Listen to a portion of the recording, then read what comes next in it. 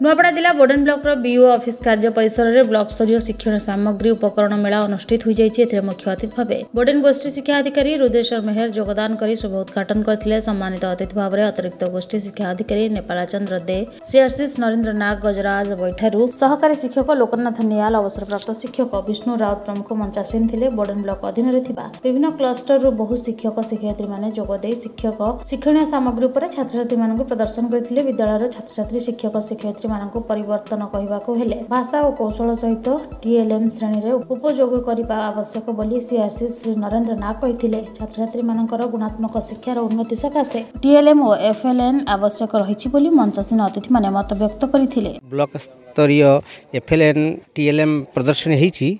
एथिरे पिला माने सहित टीचर माने मध्य तैयारी करछन्ती, जहा कि ए जो नुआ शिक्षा ये होती से पिला मानकर बहुत उपादाय हम।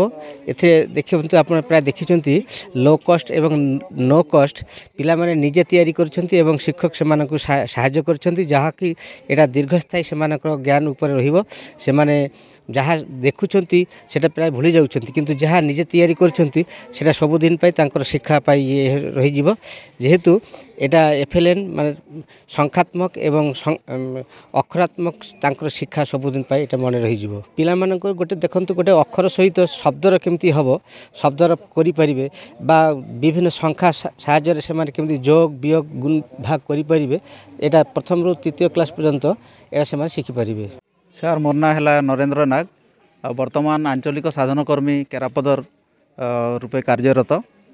आज जो ब्लॉक लेवल टीएलएम एग्जीबिशन होता आमे किपरि लो कस्ट और नो कस्ट रे आमे तैयारी करि परिबा आ पिला माननकु गुणात्मक शिक्षा दे परिबा, एटा हला तार उद्देश्य। आ गोटे जिनिस हला जेहेतु एफएलएन प्रोग्राम टी ऑल ओवर इंडिया रे 2027 पर्यंत ये कार्यक्रम टी चलिबो एवं विद्यालय स्तर रे प्रथम रु तृतीय श्रेणी पाई किपरि आमे आकर्षणीय एवं गुणात्मक शिक्षा दियाजिबो सेहिति पाई एहा एक गोटे प्रयास एवं शिक्षक मानकर सृजनशीलता आउ पिला मानकर विकास पाई से माने किपरि गुणात्मक शिक्षा पाई परिबे एई टीएलएम एग्जीबिशन रो मुख्य उद्देश्य।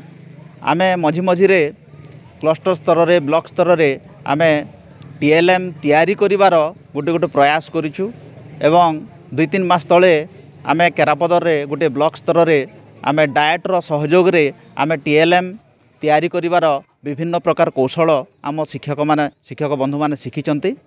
एवं परिशेष रे एतिकी कहबी जे आमे एहा द्वारा पिला मानकर विद्यालय प्रति आकर्षण शिखिबार स्पृहा निश्चित भाव रे एहाकु व्यवहार करी आमे फलप्रद हेई परिबा। धन्यवाद। नुआपड़ारू विशिकेशन पन्नांग रिपोर्ट कामयाब टीवी।